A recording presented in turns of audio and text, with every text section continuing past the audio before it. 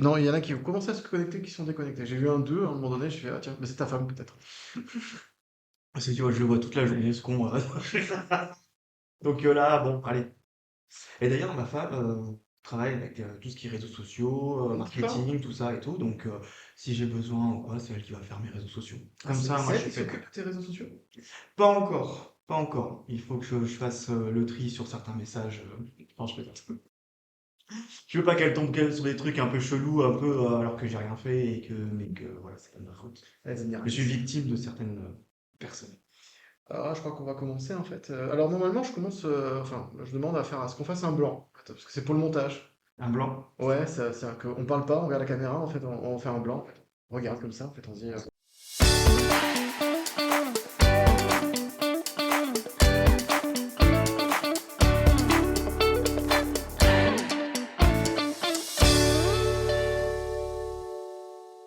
Bonjour et bienvenue dans ce tout nouveau podcast, en fait, qui reste nouveau puisqu'on est au troisième épisode Troisième épisode. de ce podcast de l'Impro Club Côte d'Azur. Dans ce podcast, on va parler d'un improvisateur de la Côte d'Azur et qui fait ou qui va faire en fait un passage en fait à l'impro club. Il sera question de son parcours, de ses envies, d'impro aussi. Voilà, et tout ce qui fait un petit peu sa vie d'improvisateur et de comédien. Ok. Aujourd'hui, alors, nous recevons Jérémy Desrochers, comédien, improvisateur. Il fait partie de la compagnie En Décalage. Auteur de Seul en scène, quand je dis auteur de Seul en scène au pluriel, et coach en humour, homme de l'ombre, Ouais, quelque part. ouais, Homme de l'ombre, ouais, je me quelque part. cache. Voilà, ouais, c'est ça. Bonjour Jérémy, Bonjour. comment ça va? Bah, très très bien, très bien. Ouais. Je vois que t'es pas trop dans la lumière, mais Là, moi ça me va tant que je bah, suis. tout à fait, ouais. Voilà, déjà, voilà, tu n'avais pas ton meilleur profil, là au moins t'es dans la lumière. Ouais, là vous voyez pas mon meilleur profil. Vous hyper un truc, hyper un truc. Alors aujourd'hui, en fait, c'est un peu spécial. Il y a le Cozy Comedy Club qui nous reçoit pour l'enregistrement du Hmm. podcast. Donc on remercie par avance le Cozy de nous recevoir dans ce joli décor, dans cette superbe Hmm. salle. Merci Omar. Merci Omar. Voilà, bah, on vous rappelle qu'il y a une programmation à l'année au Cozy Comedy Club. N'hésitez pas à aller sur le site du Cozy Comedy Club pour voir la programmation et voir tous les spectacles de stand-up, mais aussi d'improvisation qui se passent. Voilà, l'improvisation est programmée par Marco et ici, voilà. Donc si vous avez l'occasion de découvrir le lieu, si vous voulez voir de l'impro ou du stand-up, n'hésitez pas à aller voir au Comedy Club. Du coup, pour en revenir à toi, Jérémy, si tu étais une définition de dictionnaire, en fait, comment tu te définirais? Tu serais à quelle lettre? Définition de dictionnaire Ouais, ou une définition dans le dictionnaire? si Parce tu que étais sinon. une définition dans le dictionnaire, Ah d'accord, c'est autre chose. Qu'est-ce que je serais? Euphorie. tu serais euphorie. Ah ouais, alors le mot euphorie. Pourquoi? Je ne sais pas. J'aime bien ce mot. T'as bien ce mot, Ouais. avec un F, parce que ça fait. Je- Ok, Et si tu devais te définir comme. Et si tu avais une définition de dictionnaire, ce serait laquelle? une définition? De dictionnaire, ouais, ce serait laquelle? Comment tu te définirais toi dans le dictionnaire? Ah, À côté de ton nom, ok. en fait, Jérémy Desrochers, en fait, qu'est-ce qu'il y aurait à côté? Bah, personne euphorique, parfois trop, qui peut fatiguer des gens et qui aime écrire des blagues pour les autres. D'accord. Tout le temps pour les autres, en fait? Non, bah après j'ai écrit aussi un peu pour moi et tout, tu vois, mais c'est vrai que j'aime bien écrire pour les autres parce que si c'est une blague pourrie, c'est pas moi qui bide. D'accord, ouais. Il y a un double check en même temps. Non, non, non, ah bah, elles sont souvent bien écrites et tout, et j'ai écrit pour plusieurs personnes, et souvent, franchement, ça passe quasi tout le temps, ça passe plus que ça ne casse, quoi. Ouais, ouais, carrément. Ouais, 90%, on va dire. D'accord, et quand ça casse? Bah, je leur dis que bah, c'est pas grave, mais non, en fait, en vrai, ça casse quasi jamais. Du coup, ouais, déjà, en fait, tu es très ancré dans l'humour et dans le monde du spectacle. Du coup, et donc dans l'improvisation, tu as participé à l'Impro Club, c'était au mois de. Je me rappelle plus, c'était au mois de décembre, je crois, non? J'ai participé 3 fois à l'impro club, une fois à Nice dans un café où il y avait personne, C'est où il y vrai, avait que des c'était Anglais. Loana Bar. Ouais, Le- personne ne connaît le nom de ce café-là. Onaha, ou voilà. Loana Bar, ouais, tout Et à fait. d'ailleurs, Qui a j'ai fermé fait. d'ailleurs, depuis. Qui a fermé. Et c'est sans doute grâce à nous. Sans doute.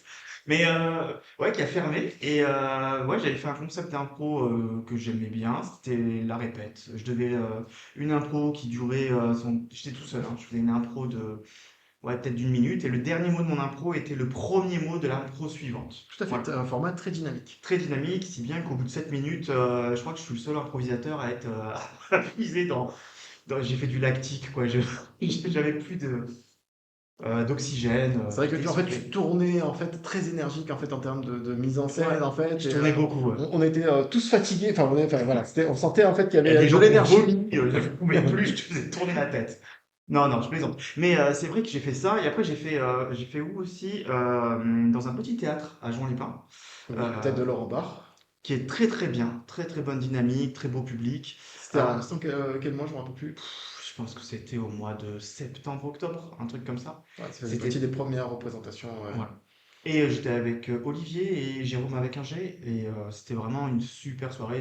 On devait faire quoi? 1 heure, on a fait 1h30, 1h40, Tout à avec fait. Avec une chanson mémorable. à la fin où je faisais un morpion. Voilà, la chanson Voilà. du Morpion. Comment je faisais le morpion? Montre-moi la petite Et vidéo. Voilà. ça, T'as vu comme je suis lâche? Je te demande de faire ce que j'ai tout à fait fait. et Et faut pas que je j'assume fasse. pour toi. Voilà. Non, parce que faut pas faire le meilleur profil, il est là. En fait, faut pas. Voilà, voilà. Faut que ça reste le meilleur profil. Je vais pour toi. Et après, j'ai joué aussi au Cozy Comedy Club où c'était blindé aussi, 40 personnes, beaucoup de gens qui avaient jamais vu d'impro, en fait, qui étaient venus là pour voir, en fait, entre guillemets, du stand-up improvisé, mais plus stand-up, je pense. Et, Et on était ensemble pour le coup. et on était ensemble pour le coup, et franchement, c'était très très bien, très très belle soirée. Le public était aussi très très content. En fait, ce qu'il y a de bien avec l'impro, c'est que les gens savent qu'ils vont passer un moment unique. Et même des fois, des trucs un peu moyens, même en humour, bah, ça passe tout le temps parce qu'en fait, c'est tellement unique. Il y a peut-être une adrénaline derrière qui fait que c'est toujours drôle. C'est étonnant, c'est étonnant. C'est beaucoup plus drôle même l'impro que l'écriture écrite, enfin l'écriture comique écrite. D'accord. Ah, bah, c'est marrant, en fait, du coup, tu me dis ça parce que du coup, toi, tu me dis que enfin, quand on t'entend, en fait, tu passes beaucoup de temps à faire de l'écriture. Et Ouais. on se dit, comment ça se fait que du coup tu sois pas plus dans l'improvisation? Parce que du coup, tu as quelque chose que tu trouves dans l'écriture que tu Ouais. n'as pas dans l'impro. Alors en fait, c'est souvent quand j'écris, c'est souvent une écriture automatique, donc c'est de l'écriture improvisée. Et j'essaye d'être le plus simple possible dans l'écriture. La chose la plus dure à faire, quoi. Être simple. En impro, c'est plus simple d'être simple. Voilà. Mais c'est vrai qu'en écriture, écrire une blague, c'est compliqué. Franchement, il faut avoir, comment dire, il faut être cadré, il faut être précis. Ah, tu te regardes pour voir si t'es bien dans le champ. Oui, c'est ça en fait. Ouais, je me dis que au niveau de la lumière, j'ai merdé. Ouais, j'avoue, t'as merdé. Mais tu sais, je Mais pense c'est pas grave, tu vois, parce que c'est pas mon meilleur profil non plus. on a tous les deux un profil de con, quoi, parce que dans une caméra. Mais non, mais après, il faut pas le dire en direct. Ça va être coupé sur le montage, c'est pas grave. On va couper ça en live. Ah, bah, prends le podcast en tout cas, voilà, ça sera. Oui, pour rappel en fait, juste pour dire, ouais, on est en live en fait, et l'émission par la Ah. suite sera rediffusée en podcast, voilà. Et d'ailleurs, Anaïk, qui nous a rejoint, salut, elle dit, mais tout le monde se souvient de ce morpion incroyable. Voilà. Donc, Qui a dû rappeler beaucoup de souvenirs à tout le monde en fait. ah oui, c'est une bonne soirée échangiste ça nous a rappelé un truc, quoi, toi, avec le morpion. C'est une très jolie, très jolie. Merci Anaïk en tout cas ouais, pour ta réaction. Oui, effectivement, Et un bisou à Anaïk. un bisou Anaïk. Anaïk qui sera à la fin du mois. D'ailleurs, je le rappellerai en fin d'émission, mais qui sera au Likes pour un impro club, au Ah, Likes. génial, à Voilà, Nice. à Nice. Voilà. Du coup, et ben, en fait, du coup, pour dire, c'est quoi l'impro pour toi en fait?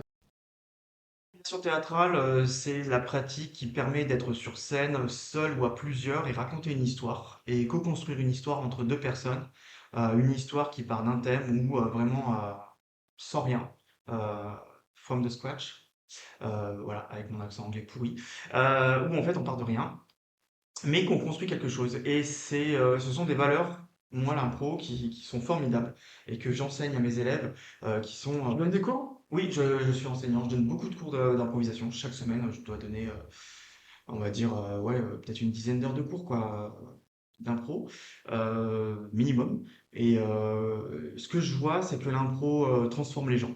L'improvisation théâtrale. Je donne des cours en fait à des collégiens, mais aussi à des personnes qui sont seniors en situation de recherche d'emploi, où c'est pas facile. Et le fait en fait de faire de l'improvisation théâtrale et de reprendre confiance sur un art finalement qui est un peu peut-être bancal pour eux parce que tu vois, créer une histoire à partir de rien, ça fait peur. Et quand ils arrivent à réussir à faire quelque chose comme ça, et ben là, en fait, ils se disent, je suis capable. Et moi qui étais aussi au chômage un petit moment, tu perds très vite confiance en toi. Donc, l'impro redonne confiance en soi.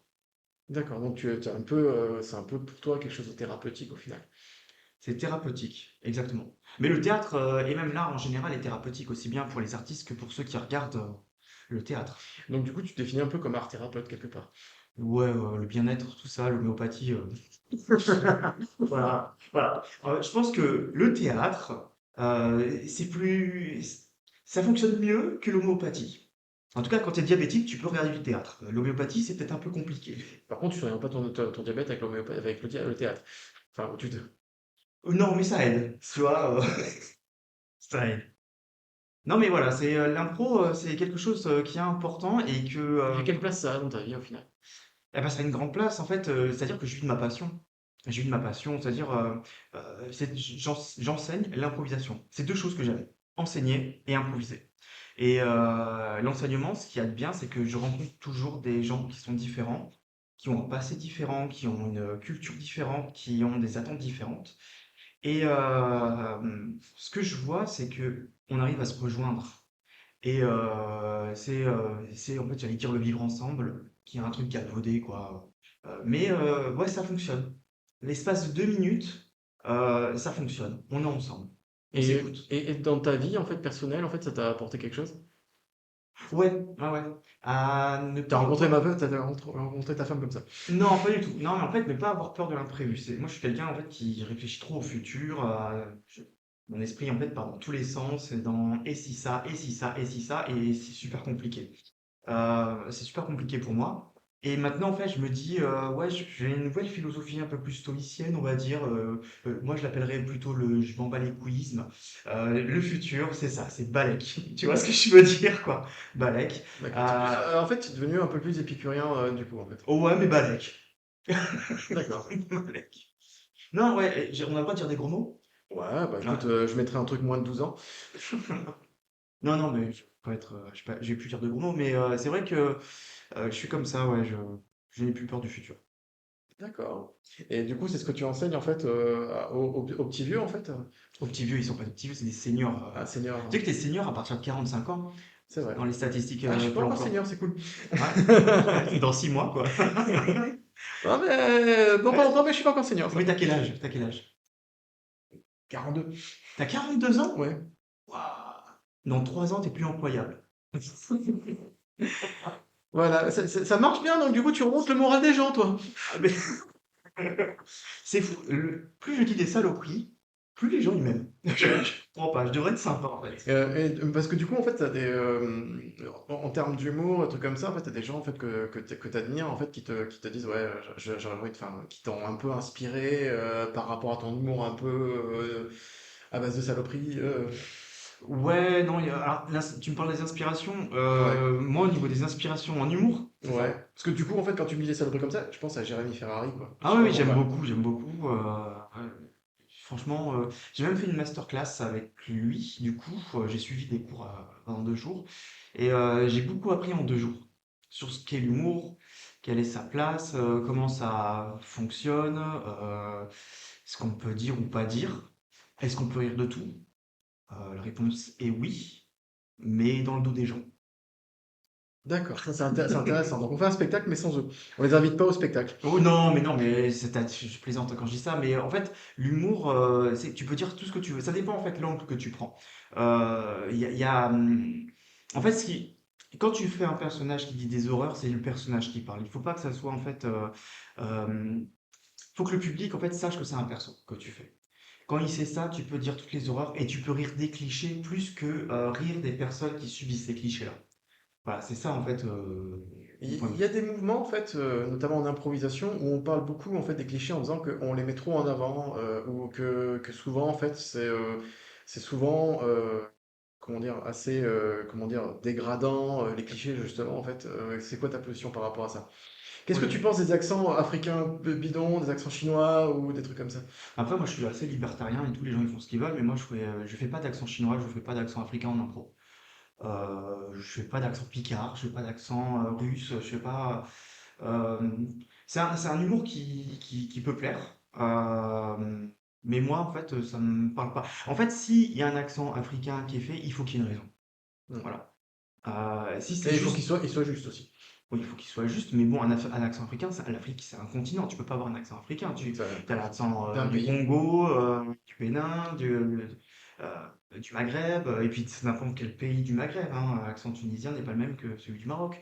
Euh, ouais, voilà. Moi, je pense qu'on peut rire de tout, mais il faut qu'il y ait une justification. Il faut qu'on sache que ce que tu fais, c'est pour critiquer. Si tu fais quelque chose de raciste, c'est pour critiquer le racisme, pas en fait pour, comment dire, renforcer un cliché raciste. Voilà. Donc il y a des gens qui n'y arrivent pas, donc ils en parlent pas, ils font pas de clichés. Mais moi, je trouve que les clichés, c'est utile pour rire contre ces clichés, contre les a priori. D'accord. Effectivement, ouais. Ah, il y a El Chenapon qui nous a rejoint. Alors salut, je t'ai jamais rencontré, mais Ouais, on bah, m'a dit salut, que du bien de toi. salut Thomas. Ouais, Thomas, qu'on attend son retour à l'Impro Club. D'ailleurs, Il est toujours malade? je pense qu'il va mieux aujourd'hui. Ah, il va mieux? Ouais, il a failli venir jouer et puis il était malade, effectivement. Merci Ouais. de le rappeler, effectivement. Mais voilà. Il est toujours en On, rémission. on l'attend très vite à l'Impro Club. En tout cas, Thomas, on te fait un gros bisou en Ouais. passant. Je dis des Ouais. blagues, Thomas, hein, je plaisante. Tu parlais de rémission, il a pas rebondi. Il a pas entendu, je crois. Non, je cherchais, mais c'est quoi la prochaine question? Tu fais de l'impro, hein? Ouais, C'est ça, hein? non, Tu le remontes, tu crois les choses. trouver des questions même pas, oui. Non, parce que j'ai préparé des questions, effectivement. Heureusement que Ouais. t'es dans l'ombre, hein, pour. Quelle est ta réalisation dont t'es le plus fier? Bah, ma fille. Euh, Oh putain, c'est tellement... Alors là, le truc est trop beau, trop mignon. Ah ouais, il se fout de ma gueule et tout. T'as des enfants? Non, Eh bah voilà. voilà. Non, ouais, bah ma fille, je suis très fier. Et après, ouais, j'ai écrit des bouquins, dont je suis fier. D'accord. Tu as écrit Euh, des bouquins. Donc, c'est quoi les bouquins que tu as lus déjà? j'ai lu, Que tu as écrit, alors, Ah, alors attends, j'ai écrit. Alors, le premier bouquin s'appelle En attendant ce foutu Noël. Mon nom mon nom de plume, c'était Jérémy Kamaski, que j'ai lâché, mais qui se vend toujours, qui est sur Amazon. qui est sur Amazon. On Euh, mettra pour ceux qui s'intéressent le lien d'ailleurs sous le lien du podcast. alors en fait, je suis auto-édité sur Amazon, donc c'est pour ça que c'est bien. Mais il se vend de ouf, quoi. Et c'est-à-dire que j'en ai vendu quasi 2000. D'accord. Voilà, depuis que je l'ai écrit. En, Et en quelle année déjà? je l'ai écrit sur plusieurs années, donc de 2014-2015 jusqu'en 2017, où je l'ai mis en fait en décembre 2017 sur Amazon. Et en fait, ça a tout de suite décollé parce qu'en fait, c'est un calendrier de l'Avent à lire tous les jours en attendant Noël, mais avec un humour en fait, comment C'est des dire, nouvelles, ça, c'est des. ouais, ouais, c'est des nouvelles, c'est avec un humour en fait noir. Et enfin, il y a plusieurs types d'humour, absurde, noir. J'ai voulu en fait tenter beaucoup de styles littéraires différents, avec des fois en fait un côté un peu assumé, genre un peu entre guillemets mal écrit, mais c'est vraiment un effet de style, et des fois en fait mieux écrit, beaucoup plus littéraire ou un peu plus, on va dire série B, tu vois, dans l'approche de l'écriture. Et en fait, chaque année, à partir de septembre, les gens ils achètent, ils achètent. Je fais aucune pub, mais les gens ils achètent. On prépare déjà à Noël. Ouais, ouais, ouais, ouais. Mais il y a eu des bons retours, il y a eu aussi des mauvaises critiques. Au début, j'ai mal pris les critiques. D'accord. Ah ouais, Et ouais. pourtant, ça fait partie en fait du quotidien du comédien enfin, qui regarde un peu les critiques sur son spectacle. Du Ouais. coup, t'es pas blindé pour autant. Eh ben non, mais c'est au début. Parce que quand tu mets autant de temps et tout pour écrire un bouquin et que tu as des mauvaises critiques, voilà, j'étais déçu.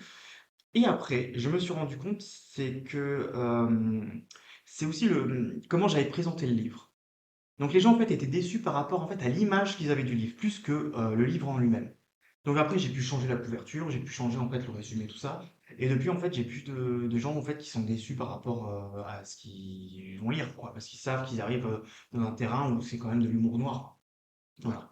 Et donc en fait ouais, tout est une image en fait marketing, tout est une image en fait de voilà, qu'est-ce que tu renvoies comme image? Voilà, pour pas que les gens soient déçus.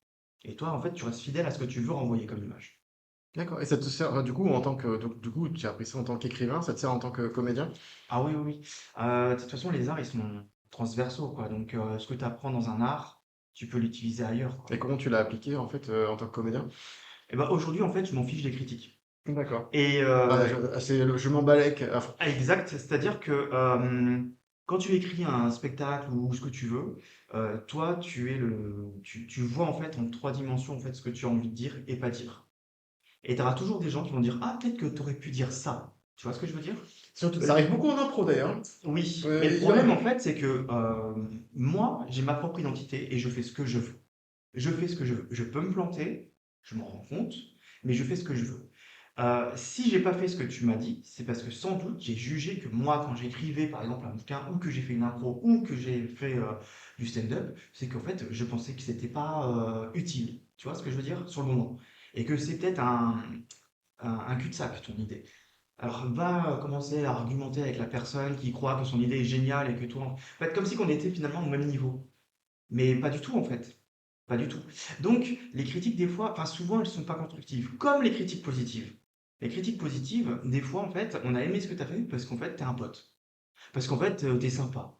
Et ça, en fait, il faut en fait se dire que bah, c'est Ça cool. n'importe Tu peux pas. les entendre, mais attention, il ne faut pas se reposer sous ses lauriers parce que les critiques, positives ou négatives, si elles sont pas constructives, ça sert à rien. Donc c'est-à-dire qu'en en fin de spectacle, en fait, on te dit ouais, t'as été super. Ouais, arrête tes conneries, c'est bon ça.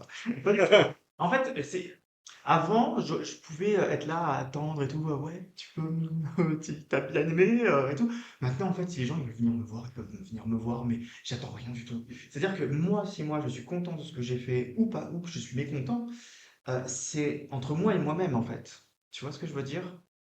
Euh, Pourquoi dans une pièce de spectacle, t'as des gens ils vont dire qu'ils ont aimé et d'autres qui n'ont pas aimé? En fait, c'est eux en fait ils ont reçu en fait. C'est comment ils se Euh, sont appropriés le truc. voilà. Et puis après, peut-être que ils étaient super contents parce qu'ils ont une bonne nouvelle, donc le spectacle est passé crème. Et toi, t'es pas responsable de ça. Ou peut-être, tu vois, c'est une cause peut-être exogène en fait au spectacle qui fait qu'en fait ils ont apprécié ou non le spectacle. Et peut-être pas du tout, hein. Peut-être t'as vraiment merdé et que en fait ils ont pas aimé pour la bonne raison que t'as merdé, hein. C'est possible aussi. Mais ouais, ouais, j'écoute plus les critiques. J'écoute plus. Super. Parce que toi, t'écoutes les critiques, toi. Ouais, en fait, j'en suis encore sensible, en fait, des fois. La dernière fois, en fait, on a eu pour dire, en fait, au dernier spectacle, il y a une, c'était il y a quelques semaines, il y a 2 ou 3 semaines, il y a une nana, en fait, qui est partie au début du spectacle, en fait. Et c'est vrai que moi, ça m'a foutu un coup, en fait, de voir ça, en fait. Et c'est vrai que elle était venue pour voir quelque chose et dès le départ, on sentait qu'elle était pas bien. Cette personne-là, en fait, qu'elle était pas à sa place, que elle se sentait pas bien. Et elle a fait, même si je sais que bon, la personne n'était peut-être pas elle-même totalement, comment te dire, peut-être pas bien dans sa tête, en fait, parce que du coup, c'était ça, en fait, vraiment qu'on ressentait. Ah, c'était une tarée. C'était une personne qui était pas très bien. Ah, Voilà. faut être politiquement Voilà, correct. C'est j'essaie. vrai qu'on est Et filmé. on est filmé, enregistré, voilà. Personne qui avait Mais ça n'empêche que voilà, je me dis, fragilité psychologique. voilà, c'est un petit peu ça. On sentait qu'elle était un peu fragile psychologiquement. Ah, une cassos, quoi. Ah, il faut pas dire ça, merde. Ouais, voilà, je mettrai des bips, tu sais, à la fin. Et du coup, en fait, voilà, je l'ai fait quand même quelque chose, en fait, du coup, qui partent et tout. Et même si je sais que des fois, bah, c'était pas forcément par rapport à nous ou par rapport au spectacle, voilà, mais ça arrive. Mais tu vois, en fait, c'est le truc, c'est que tu as Ou des fois, c'est des réfléchi. Anglais ou des Américains qui comprennent rien, en fait, à nos spectacles aussi. Et ça me fait quand même quelque chose. Comme Mais Loana, pourquoi ça bah, te fait quelque chose? Parce qu'en fait, t'es en train de supposer quelque chose de négatif par rapport à toi. Alors que, en fait, peut-être elle a reçu un SMS comme quoi sa maison est en train de oui, brûler tout à fait. avec tous ses enfants dedans. Je sais pas. On est dans l'affectif, en fait. Quoi qu'on dise, Voilà. en fait, on a beau se Peut-être dire, elle avait mal au bide, peut-être elle a besoin d'un spasmon, peut-être elle a besoin, j'en sais rien moi, et tout à fait. elle avait une migraine. Et peut-être qu'elle a envie de faire pipi et qu'elle ne peut faire pipi que chez elle, on est d'accord? Et il y a beaucoup de gens dans ce cas-là. Ah d'accord, on est sur le pipi maintenant. Ça y est, ok. T'es dans le cassos avant. D'accord. Mais du coup, oui, non, effectivement, mais il y a toujours une part, comment dire, d'émotionnel par rapport à ça, en se disant, on a beau se dire, on s'en balèque, mais il y a un truc qui fait que ça touche un peu quelque part, voilà, ça en fait partie. Euh, est-ce que finalement, dans tout ce que tu écris, en fait, t'as un engagement, en fait, quelque chose qui te fait vibrer, peut-être une ligne de fond sur ton écriture, tout ça? Qu'est-ce qui me fait vibrer? Ouais, enfin, non, ça on y viendra après, mais c'est plus en général, est-ce qu'il y a un sous-texte? à tout ce que tu fais en fait par rapport à ce que tu as envie de dire, peut-être une cause, peut-être que des fois, que dès que tu as l'occasion, en fait, tu la fais ressortir. Non. Pas vraiment, en fait. C'était une question fermée, alors. C'est pas. Non. Non, en fait, tu veux que je développe. Eh bien, écoute, je n'ai pas d'idée là tout de suite. Ce que je peux te dire, c'est que quand j'écris, j'ai toujours envie de m'améliorer par rapport à ce que j'ai écrit avant. Ce qui est le principe même de l'artiste. Qu'est-ce que j'ai envie de dire? J'ai envie En fait, tu vois, quand j'écris, surtout de l'humour, le but de l'humour, quoi, c'est de surprendre. Donc j'ai envie de surprendre. Mais j'ai aussi envie de me surprendre moi. C'est-à-dire que maintenant, j'écris avec des thèmes précis où je me surprends à me dire, ah putain, pardon, j'allais dire le P-word. Vas-y, dis ton gros mot, Oh ça va. putain, Ah, ça fait donc du mieux. voilà. Euh, et voilà, j'ai commencé à écrire ça, j'avais une idée, mais en fait, je suis parti en écriture automatique souvent ailleurs. Mais cet ailleurs, en fait, est un bel incident, tu vois. Ça me permet en fait de me dire que là, ouais, je sais pas en fait. En fait, voilà, je veux me surprendre. C'est ça en fait l'écriture pour moi, me surprendre. Et finalement, en fait, c'est pour toi, en fait, finalement, c'est de l'improvisation solo quelque part à chaque fois. Ouais, à chaque fois. Sauf que là, je prends le temps. Chose qu'on peut pas faire en fait en impro. On peut pas en fait effacer la dernière phrase que tu viens de dire. On peut pas se dire, tiens, en fait, cette phrase que j'ai dit, c'est peut-être un deuxième paragraphe en impro. Ah, peut-être j'aurais dû le dire en troisième. Comme ça aurait mieux amené la vanne, tu vois. Moi, c'est très structuré en fait dans ma tête. Mais t'as un peu, en fait, un esprit assez perfectionniste au final, parce que du coup, il faut que la blague tombe au pile poil au bon moment. En fait, ça ne supporte pas en fait l'imprécision en fait, l'humour. Oui. Après, j'ai envie de te dire, en art, tout est rythme. Donc, évidemment, en fait, pas perfectionniste, mais je suis quelqu'un euh, qui réfléchit dans un ensemble. C'est-à-dire qu'une blague, par exemple, quand j'écris une blague, je me dis cette blague-là fonctionnera mieux à la fin qu'au début. Voilà. Cette blague-là, en fait, elle est bonne, mais pas assez puissante pour un début de sketch ou une fin de sketch. Donc, ça sera au milieu.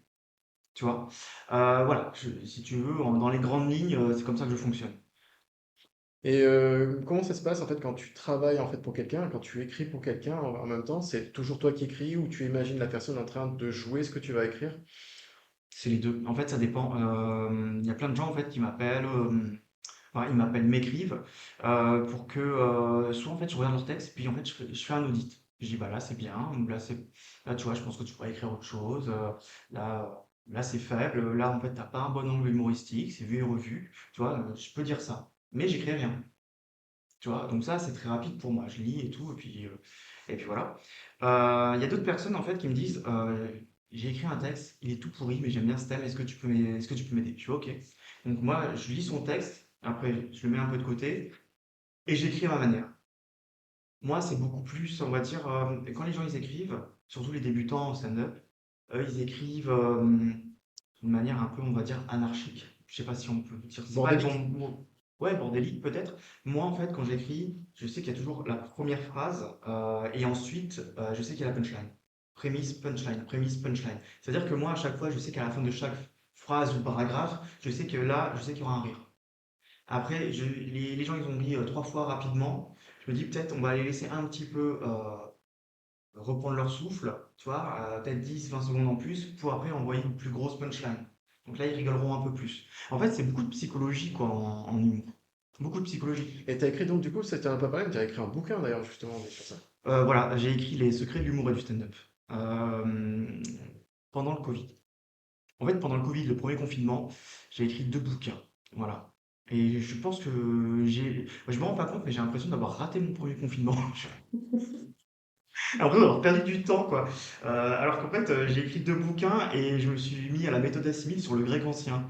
Voilà. Tu t'es mis à du grec ancien? Mais oui, je kiffe, j'aime bien. Mais pourquoi? Et pourquoi pas? Parce que Non, parce que du coup, c'est j'ai pour déclamer du texte grec. pas du tout, c'est pour pouvoir connaître une langue et parler avec personne d'autre que moi. Non, non, j'aime bien en fait. Peut-être que je pourrais dire que je suis philologue, quoi. J'aime bien les vieux textes. J'aime bien en fait le vieux français. Là, moi, j'ai du Gargantua. Ouais, de rappeler. Ouais, j'aime bien voir en fait comment c'est écrit en vieux français et puis comment c'est en français actualisé entre guillemets. J'aime bien qu'est-ce que j'ai François Villon, poésie de François Villon.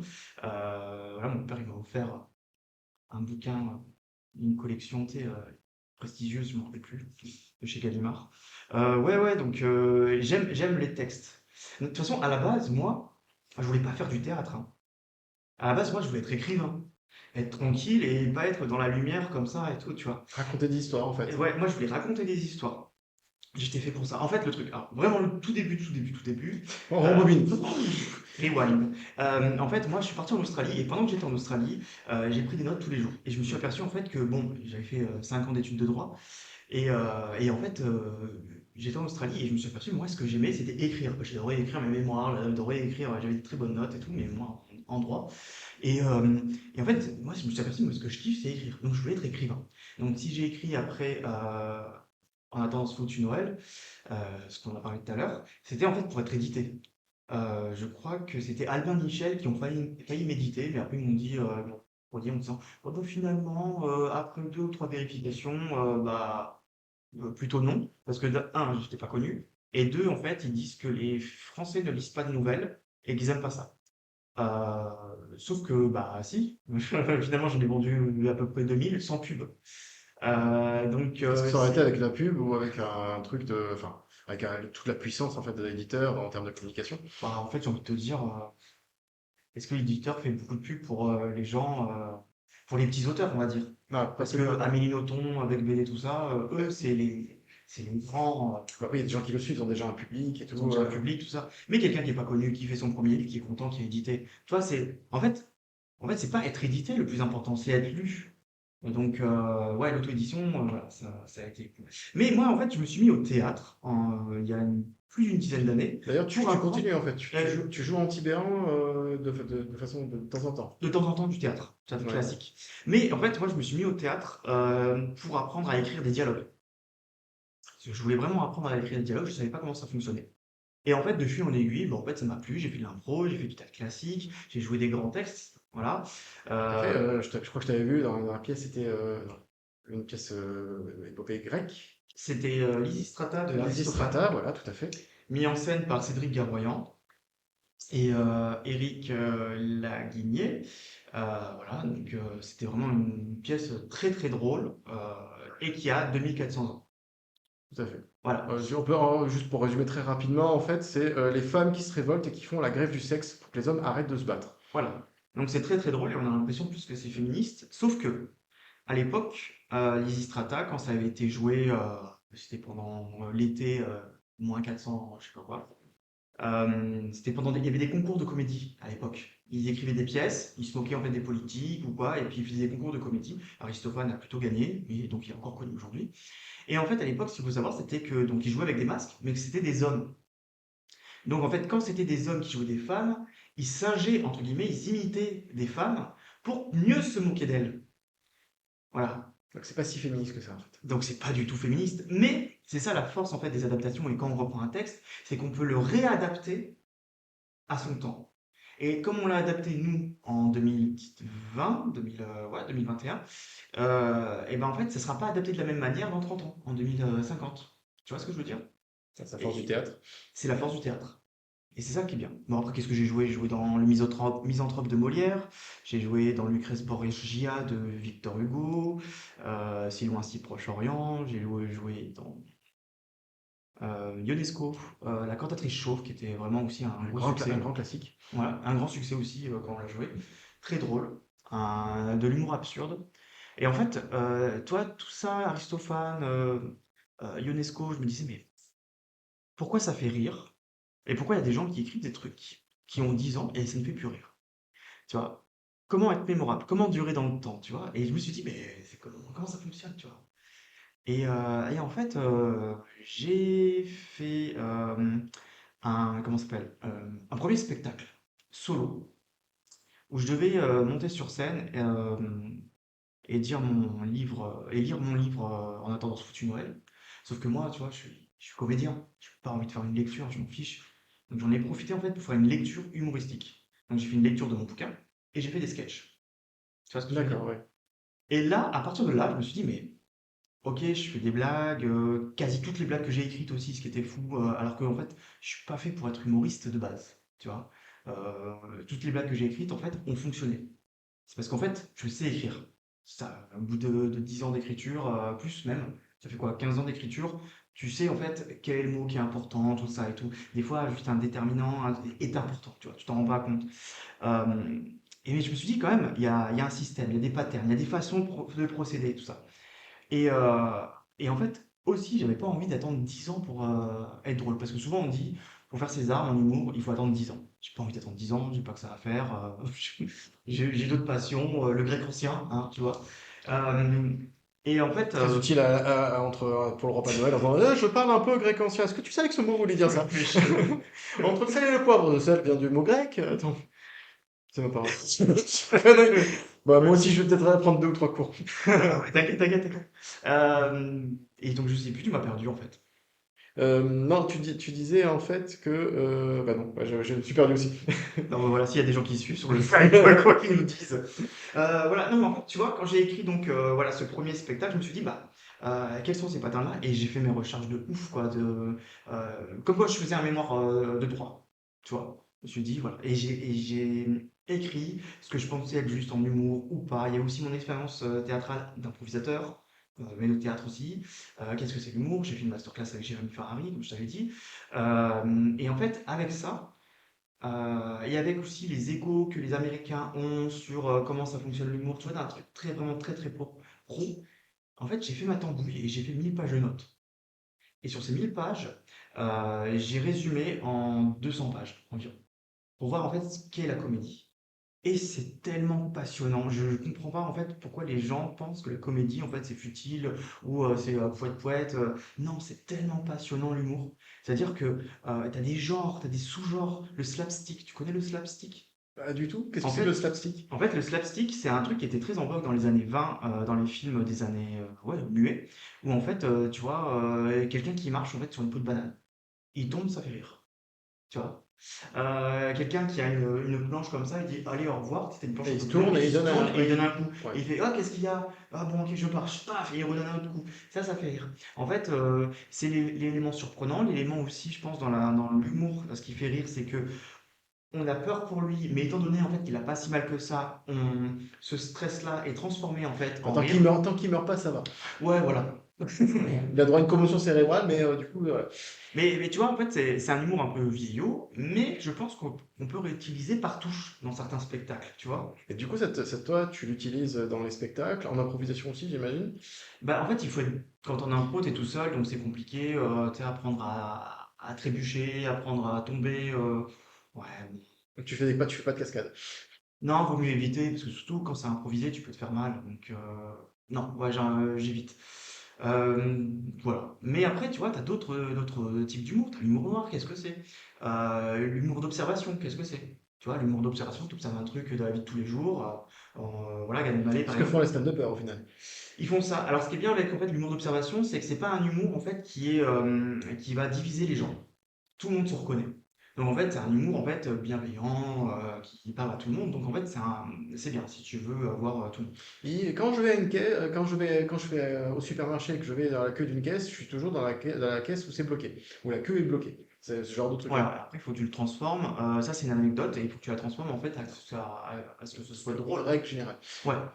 C'est pour un truc. Et du coup, en fait, toi, tu te définis pas comme stand-upper, mais comme one-man show, en fait, comme quelqu'un qui fait du one-man, plus que du stand-up. Franchement, Et apparemment, il y a une limite, enfin, il y a une frontière entre les deux. ouais, une frontière. Après, je pense qu'aux États-Unis, elle est moins coupée la frontière. Je sais pas. Comment tu as défini, en fait, toi? Enfin, Alors, parce que le stand-up, c'est être sur scène et parler avec des gens du public et raconter aussi l'histoire de sa vie. Tu vois. Après, t'es pas obligé de parler que de ta vie, tu peux parler aussi de politique, tu peux parler. Lenny Bruce parlait de politique, il parlait pas de lui, enfin il parlait de lui, mais il parlait pas que de lui, tu vois. Il utilisait l'humour en fait comme une arme politique. D'ailleurs, Les services secrets américains, ils avaient un dossier épais comme ça quand il est mort à 38 ou 39 ans, Lenny Bruce, tu vois. Ouais, d'ailleurs, j'ai partagé une story il y a pas très longtemps sur Facebook, en fait, il est mort à 40 ans, quelque chose comme ça, 40 ans, ouais, Ouais, peut-être, ouais, 40 un ans, truc comme voilà. ça, ouais. Il a ouvert pas mal de portes, enfin, il a dit plein de trucs que tous les autres n'osaient pas dire, en fait, finalement. Exactement. Une grande liberté de parole. Une grande liberté de parole, une grande liberté de ton. Ouais, donc c'est ça qui est bien dans le stand-up, c'est que tu peux parler de toi. Souvent, les gens, ils parlent d'eux. Mais tu peux parler aussi de ce que tu vois ailleurs. Et il y a un truc qui fonctionne pas trop en France, mais qui fonctionne plus en Angleterre, par exemple, c'est les one-liners. C'est-à-dire que tu fais une phrase, il y a une prémisse, et ta punchline. Les gens rient. Tu dis une autre phrase qui est complètement déconnectée, et tu fais ta punchline, les gens rient. Voilà. Ça vient surtout, on va dire, peut-être des années 40, 50, où, tu vois, en fait, il y avait des gens, ils faisaient des one-liners comme ça, ta ta ta ta ta ta ta. Et après, t'avais quelqu'un derrière qui faisait psh, tu vois. Ce qu'on a gardé un peu, c'est les rires forcés dans les séries aussi, c'est un peu ça. Ouais, mais tu vois, ce psh, c'est devenu en fait tellement caricatural de l'humoriste que quelqu'un de pas drôle, tu vas te moquer de lui en faisant psh, tu vois. Et ça a même Ça, traversé les frontières, parce que chez nous, en fait, qui c'est pas notre culture, quoi, et ben on peut le faire, tu vois, et tu on fais une comprend tout blague de nulle. suite. Voilà, on comprend tout de suite. Et, mais c'est pas la culture trop française, ce genre de truc. Non, nous, on est peut-être attaché plus à une écriture un peu plus développée, je sais pas. Moi, je sais que j'ai fait des passages où je faisais quasi que T'as fait des passages de de stand-up? stand-up, ouais, ouais, ouais. D'accord, tu fais stand-up où? Bon, bon, comment on m'invite, mais après, c'est vrai que j'y vais quand même à reculons, quoi, alors que les gens, ils veulent y aller à fond et Ouais, tout. il y a un gros engouement en fait dans le stand-up. En fait, il y a Ouais, beaucoup de gens en fait, qui se lancent et je pense, enfin, qui fait du stand-up actuellement, c'est Pablo Caio ouais, qui fait du très très bon. stand-up, qui est très très bon. Je vois une génération, enfin, je vois plein de gens qui se lancent, notamment au Beau-Bar en fait à Ouais, Nice. Du coup, en fait, comment ça se fait? que quoi? Que les gens se lancent comme ça, cet engouement-là, et que toi, au contraire, tu te dis, bon, c'est trop ma tasse de thé. Et pourtant, c'est. Alors, moi, je le vois avec ma vision d'improvisateur, en tout cas, je me sens assez externe à ça, à ce monde-là. Enfin, qu'est-ce qui répulse et qu'est-ce qui attire? Ah, ce qui répulse, je sais pas. Après, ce qui attire, c'est que c'est la nouveauté, que il y a plein de comédie clubs à Paris et que peut-être en province, ils veulent faire aussi la même chose. Et ce qui est normal. Et puis, de toute façon, avec les réseaux sociaux, de toute façon, ça fonctionne. De toute façon, tu peux être connu du jour au lendemain, tu vois. Voilà. Après, moi, pour monter sur scène, moi, ça m'intéresse pas. Moi, je préfère écrire pour les autres, en fait. D'accord. Mais par contre, après, c'est vrai que moi, quand j'écris un spectacle, moi, je me dirige plus vers le one man plus que le stand-up. Voilà. D'accord, c'est une question, en fait, de couleur, en fait, Ouais. finalement. Parce qu'en fait, ce qui est bien en fait pour le stand-up, alors c'est bien et c'est attention, ça peut être à double tranchant, c'est-à-dire que t'as pas besoin d'avoir fait du théâtre pour monter sur scène, être drôle et tout casser. T'as pas besoin de ça. Par contre, tu sais, pour 6 minutes. Par contre, quand tu veux faire 1 heure de spectacle, moi souvent je vois des spectacles d'humour où au bout de 30 minutes en stand-up, je me fais chier. Voilà. Parce qu'en fait, ça manque de rythme, par exemple. Ça manque. C'est toujours la même chose, je suis plus surpris. Tu vois, parce qu'en fait, Ça te rend ouais, le cul, non, généralement. non, oui, c'est pas ça, c'est bien aussi. Mais tu vois, en fait, l'humour, c'est être surpris, mais aussi être surpris dans la durée sur 1 heure. C'est-à-dire que si en fait tu fais que parler au public, tout ça, si, voilà, on peut vite s'ennuyer. Après, il y a des gens en fait, qui écrivent très très bien et finalement ils n'ont pas besoin de ce rythme-là et tout. Et puis voilà, quoi. Norman Fressinet, il en pour 1 heure et tout, ça se passe génial. Enfin, c'est génial et les gens ils adorent et tant mieux. Moi aussi j'adore. Après, moi je te dis, moi en stand-up, je préfère les Américains et les Anglais. Voilà. Bill Burr, Jimmy Carr. Jimmy Carr, pour moi, il n'y a rien à enlever quoi, dans ses blagues. Il te fait une blague, un rire, une blague, un rire. C'est ça en fait qui m'a donné envie d'écrire de l'humour, plus que de monter sur scène en fait, parce que monter sur scène, voilà. Mais ouais, moi je préfère les Américains, quoi. Louis C.K. ouais, à la base. Mais après, des gens un peu moins connus, je tombe sur Reddit en fait, sur tout le temps, sur des gens pas connus et tout, qui me font rire. Euh, voilà. Donc, finalement, c'est eux qui ont l'obligation à être bons pour pouvoir percer, en fait. Finalement, ils ont l'obligation de performance, alors que peut-être ceux qui sont déjà connus, bah, voilà, plus sur un public déjà conquis quelque Ouais. part. Après, tu sais, moi, vu que je viens de l'impro, du théâtre, tout ça, j'aime bien le one man parce qu'en fait, tu peux créer, tu peux parler au public, briser le quatrième mur, mais aussi après créer des personnages, faire des sketchs, et puis en fait, tout le temps expérimenter des nouvelles choses.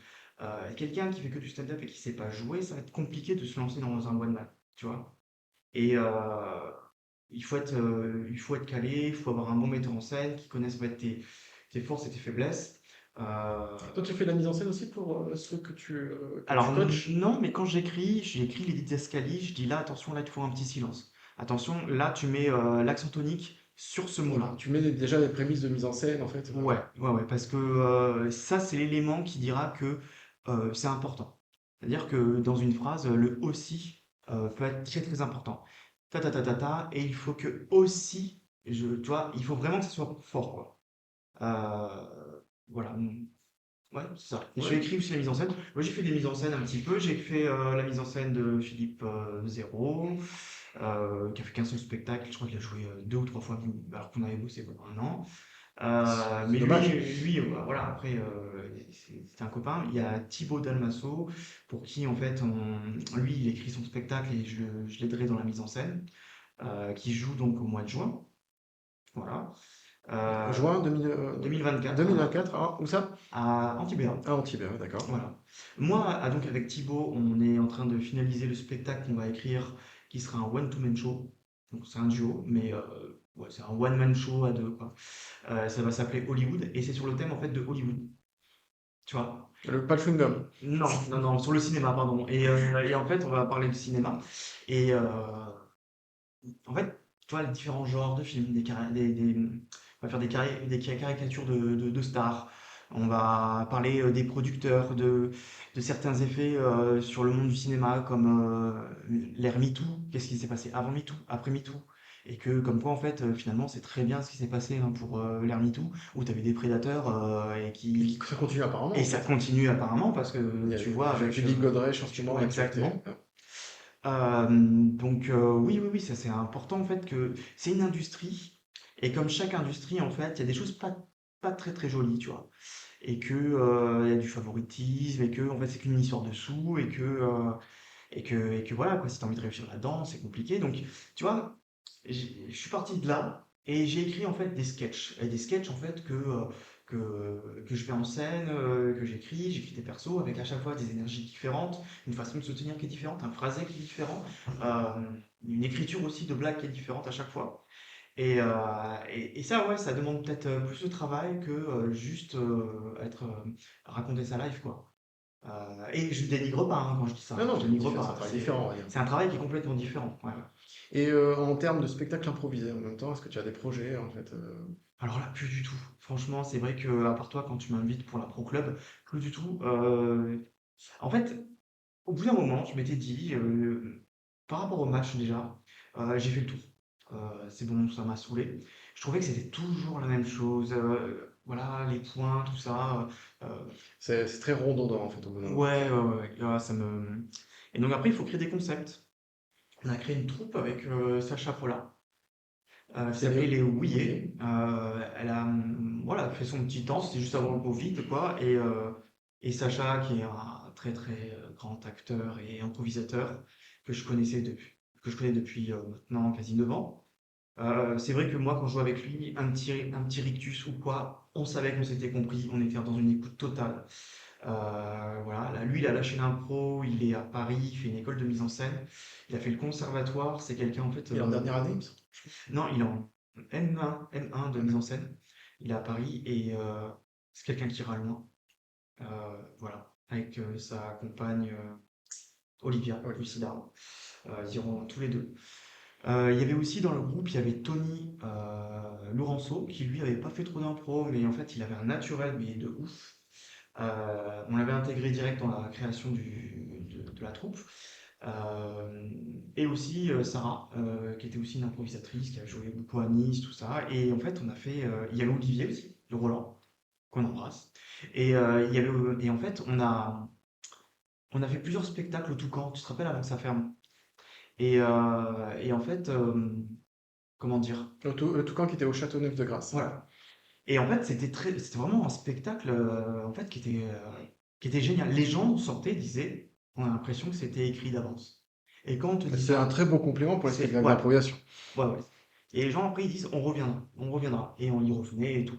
Et voilà. Et du coup, depuis, en fait, tu t'es dit, ouais, c'est fini, en fait, c'était ce groupe et Mm. pas autre chose. Bah, alors, Sacha, lui, il est parti dans le conservatoire, donc il est parti. Puis après, il y avait Tony aussi, lui, c'est un auteur de BD.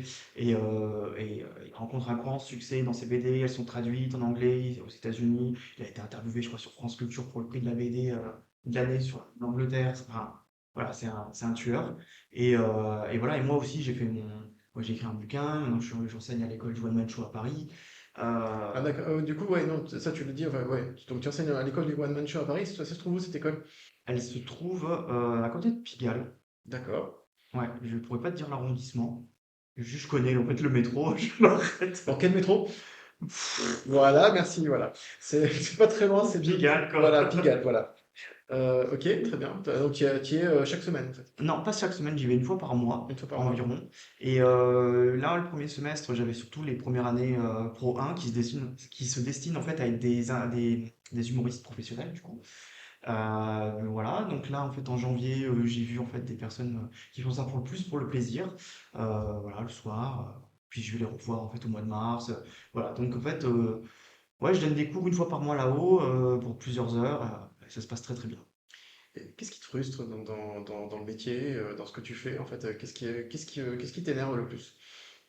Je sais pas, j'ai pas assez du temps, ça va pas trop vite, ça va pas Ouais, assez vite, donc ouais, t'es plutôt impatient, les choses ne se déroulent jamais, en fait, ouais. dans le temps. Alors, en fait, Qu'est-ce qui moi, bloque, en fait? bah, c'est le temps. Ah, non, genre, il n'y a pas assez de temps, mais qu'est-ce qui bloque, c'est le temps. Non, non. Après, quand t'as une vie de famille, tout ça et tout, ouais, t'as Ouais. des engagements, t'as des obligations, c'est normal. Mais ouais, j'ai envie de faire plein de choses. Et j'ai toujours l'impression de ne pas faire assez de choses. Sauf qu'en fait, quand je regarde et que je prends de la distance, je me dis, bah si, quand même. Là, j'ai écrit une pièce sur l'égalité homme-femme et les relations homme-femme. Et c'est un spectacle que j'ai écrit et qu'on va présenter avec Olivia Lucidam, dont on a parlé tout à l'heure, et en fait, on va jouer dans les collèges. Et donc, en fait, il y a déjà 8 collèges qui nous ont Commandé? embauchés, D'accord. commandés, et voilà, donc ça a été une vraie pièce de théâtre où en fait, on a notre propre Bah, du coup, c'est cool, vision. ça. Ouais, ouais, franchement, c'est top. On va commencer au mois de mars. Et j'ai mon spectacle aussi, le duo avec Thibaut, Donc, sur finalement, la le. frustration, c'est que du coup, tu n'as pas le temps de faire tous les projets, en fait, que tu as envie de faire. Et c'est, dans ma tête, j'ai envie d'écrire 4 spectacles en plus, tu vois. D'ailleurs, tu as Euh, matière pour 4 spectacles. Bah ouais, en fait, tout est source d'humour. Tout, mais vraiment. C'est-à-dire que là, moi j'avais fait un sketch sur par exemple l'utérus migrateur. C'est pas drôle l'utérus migrateur, mais moi quand j'ai C'est fait. quoi un utérus migrateur? Moi j'ai fait, tu sais, enfin, pour t'expliquer, j'ai fait du droit et j'adorais l'histoire du droit. Et en fait, D'accord. dans le domaine du droit de la santé, je suis tombé en fait sur un truc, c'était l'utérus migrateur. C'est une théorie inventée par Hippocrate, où en fait, tous les mois, t'avais en fait l'utérus de la femme qui bougeait dans le corps de la femme. Et c'est pour ça en fait que les nanas, selon lui, hein, étaient rejenues. Ah, d'accord. D'accord. Selon lui, hein. Et la seule façon, en fait, pour que ça s'arrête, c'était soit les marier, soit les foutre en cloque. Voilà. Et En ça gros, bouge plus, en fait, ça fixe. voilà. D'accord. Et du coup, en fait, ça vient de là, en fait, le mot hystérique. Ah, d'accord. Voilà. Utérus, hystérique, c'est la même chose. Ouais, t'as plus en moins de batterie. Ouais, il me reste 5% comme ça. Et voilà. Et donc, j'en ai fait un sketch qui était très drôle et tout. Et puis là, il y a pas longtemps, il y a un copain, Cédric Garroyan. Il m'envoie une vidéo, il me dit, ouais, tu vois, Sandrine Rousseau, elle t'a piqué ton sketch. Dans l'hémicycle, elle a parlé d'utérus migrateur. Voilà. Donc elle m'a. Ok, d'accord. Parce que Euh, pour elle, je pense qu'elle rigole le moins du truc, je pense. ouais, ouais, ouais. Et après, elle criait et tout, mais c'était pas facile parce que tout le monde l'a hué. Donc c'est pas facile de se faire C'est du entendre. stand-up un peu compliqué. C'est compliqué, mais ouais, elle est sympa, elle est drôle. Hein. Peut-être à ses dépens, mais elle est drôle, Sandrine Rousseau. Mais bon, sur ce coup-là, je pense que j'étais plus drôle qu'elle. Je me la pète, hein, je le sais, je me la pète. Si, alors une petite dernière question, en fait, c'est que si aujourd'hui il y a un producteur, en fait, il te dit, ben voilà, ou même, tiens, tu gagnes au loto. Tu joues au loto? Non, Non, bah voilà. Après ma question, tu joueras.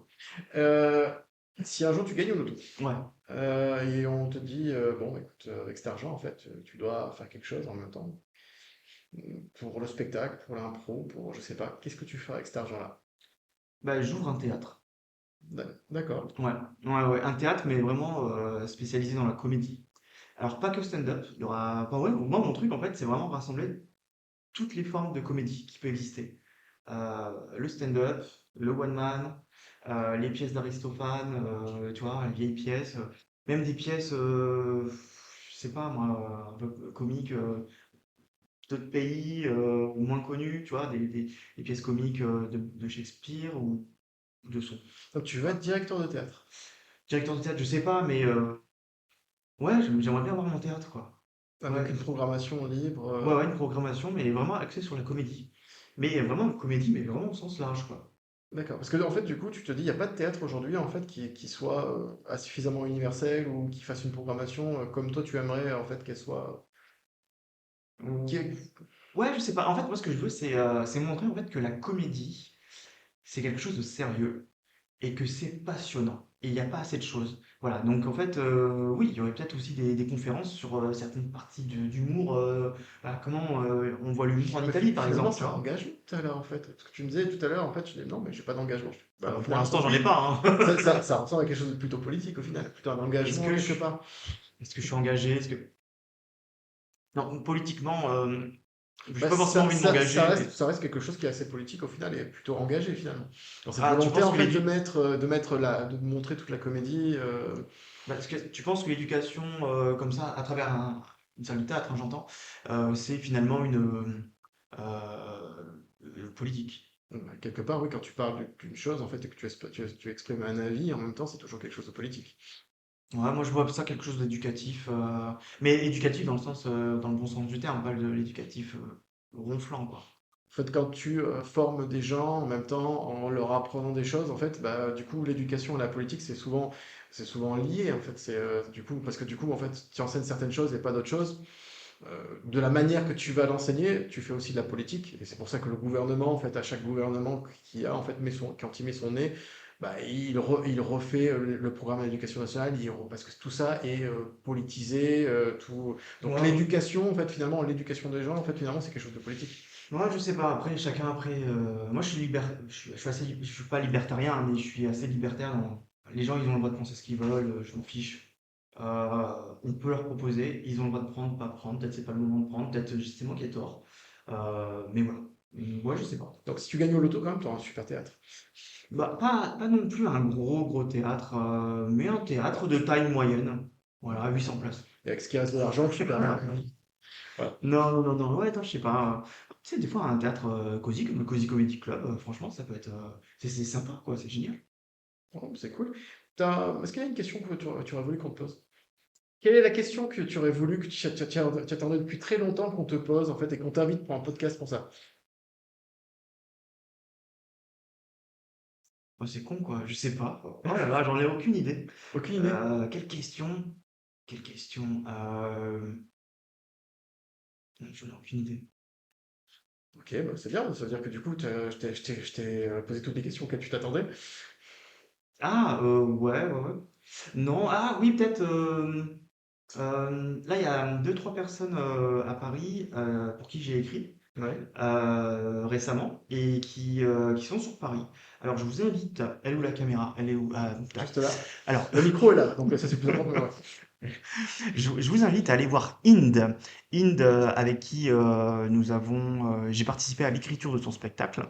En fait, elle a écrit son spectacle et moi, en fait, je musclais en fait en rajoutant des vannes, en disant là peut-être ce paragraphe il est un peu long, tout ça. Donc voilà, Inde, Il est encore son mieux. spectacle qui s'appelle Fille unique, qui est génial et tous les premiers jeudis du mois, elle joue au théâtre Le Pou à Paris. Ensuite, il y a Fabienne Alabré aussi, avec qui j'ai écrit, qui elle, en fait, elle s'est mise à l'humour il y a 5 ans, 5 ans. Bah là, elle a écrit son premier One Woman Show et elle joue, je crois, cette semaine et la semaine prochaine à Paris aussi, au Théâtre Le Bout. Et ensuite, elle a été sélectionnée pour jouer à Beaune, dans un festival d'humour, pour jouer devant 400 personnes. Voilà. Donc c'est trop cool, quoi. Super. Et en plus, c'est le samedi, donc c'est genre enfin, le plus beau moment, quoi. Et ouais. Et la veille, je crois qu'il y a Gilles Eben, Gilles Alma, Eben, je sais pas si tu vois Gilles Alma, il jouait dans Nos voisins, là, chez Armano, D'accord, bon. qui est très drôle aussi, j'ai vu son spectacle solo, drôle, ouais. D'accord, bon, bah écoute, voilà, s'il y a des Voilà. gens sur Paris qui écoutent le podcast de la Côte d'Azur, en tout cas, bah voilà, on vous envoie des nouvelles de ce qui se passe chez vous. Le podcast se termine. Déjà? Déjà, ouais, on a fait une belle heure. Hmm. Je crois que c'est un record d'ailleurs, Ah bon, par rapport pourquoi? aux deux autres épisodes. Ah ouais? Ouais, c'est très bien. Daniel, qu'est-ce que tu vas faire après le podcast? Ah bah écoute, je vais aller récupérer ma fille qui a une école, qui a son école juste à côté. Voilà. Et je vais lui donner son goûter et nous allons aller au parc. Et sans doute que je vais voir Omar du coup, parce que il a aussi ses enfants à côté, quoi. Omar, le propriétaire du Cozy Comedy Club, qui est un super comedy club. Voilà, j'invite tout le monde en fait à envoyer un mail à Omar pour être programmé. Alors je sais que ça va peut-être flouder sa boîte Oui. mail. Peut-être que je vais proposer mes copines. Tu veux proposer des copines, je crois que c'est ça. Et C'est c'est le super. but. Je crois Voilà. que ce serait sympa pour lui. Euh, je pense qu'il appréciera. Bah, merci Jérémy. Merci Mika. Ouais, Non, je plaisante. tu vas les notes. Merci d'avoir suivi ce podcast, enfin en tout cas ce live de l'enregistrement du podcast. Ah d'ailleurs, j'ai oublié de te demander en fait, mais tes prochaines dates, tu es sur scène bientôt ou pas? Le 4 avril 2024 à Antibéa. Voilà, 4 Ve- avril 2024. Venez voir Hollywood. Ça va être politiquement incorrect.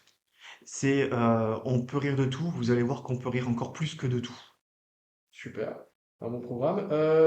Ah Alors, bah, on s'en fout. Oui, non, ah non, je rire. je relis mes notes en même temps, tu sais, voilà, je fais quoi en même temps, mais t'as raison. Prochaine date de l'Impro Club au mois de février, ce sera le 24 février à Jouan-les-Pins, au Petit Théâtre de Laure-Montbard, où il y aura Hélène Bassler et François Rognoni, Eric Magnolino et Mélissa, qui seront donc du coup les 4 comédiens de l'Impro Club. Génial. Et la MC sera Hélène, voilà, si elle n'était pas au courant maintenant, on le sait. Du coup, voilà. Et l'autre date, ce sera le 28 février à Nice, au Likes, je dirais à chaque fois une bêtise, je crois que c'est Beauvais ou Beaumont, je ne sais plus, bah, au Likes. Et il y aura Anaïk, Jérôme et moi-même pour cet impro club, donc en mini format. Voilà. Merci de nous avoir suivis. Merci d'avoir été nombreux pour ce live.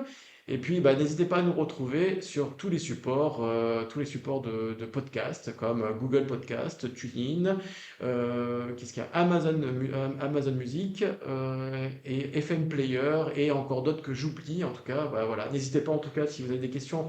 En tout cas, voilà. Le podcast, c'est l'Impro Club Côte d'Azur. Voilà, n'hésitez pas à aller chercher l'Impro Club Côte d'Azur. En tout cas, tu prends bien la lumière.